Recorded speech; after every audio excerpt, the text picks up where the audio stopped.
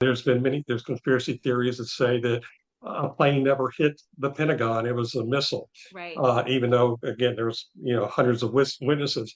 But I took a lot of pains in researching those conspiracy theories to then either find what is out there that sort of helps dispel them, or in, in my own mind, dispelled Mhm. them, as in, like, again, a plane hitting the Pentagon. Why weren't there a lot of remains found? Well, it's because it's a very big, very heavy, very thick building with a plane that's coming very fast, and the aluminum basically just crushed Crushed it. itself. Yeah. It's not like you would find an intact plane after hitting something as Right. sturdy, if you will, as the Right. Pentagon. So a lot of these kind of theories, conspiracy theories, I was trying to dispel again in their search for the truth. And I thought it was important to try and be as straightforward and as accurate as possible. That out of respect for the horror that was that event. Right. It I didn't want to feel like I was making light of it in any way. Obviously, Yeah, and I really, that was one of the things too that I appreciated, because I think 9/11, as I said before, it's something that it's not so in our past.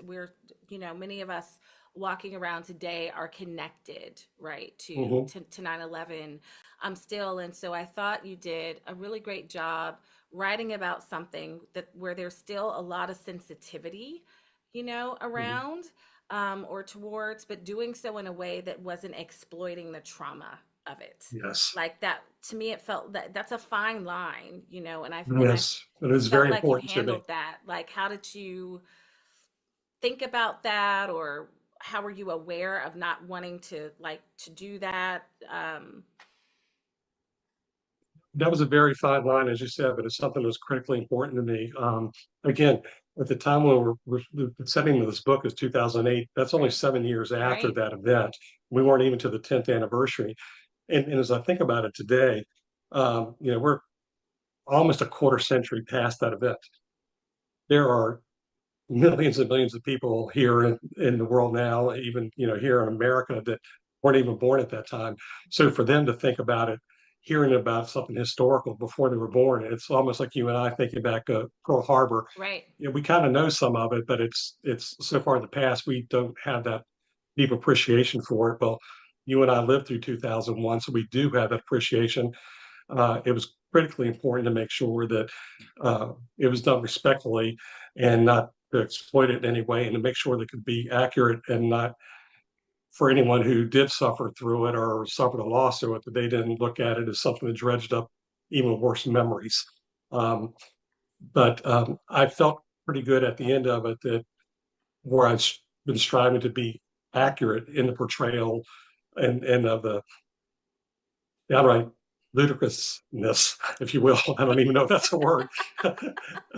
it is I'm a now. writer. I don't know if that's a word or not, but it kind of Right, fits. right, But it just didn't want these pie in the sky explanations and discounting of things that didn't kind of go through the red face test. Didn't create embarrassment for myself or for the people that may have experienced it. Yeah, right, right. yeah. I It was interesting to me, especially, so your book was written in 2008, and politically it almost seems like, I mean, a whole different day. I mean, even it is just, I think the political environment that we're living in now, and also, more importantly, this the concept of truth is different, which Mm-hmm. is a lot of what this book is about. It's like, what is true? How do you get at the truth? And I really loved that, that part of, like, what you said was actually going through and trying to sort through and dispel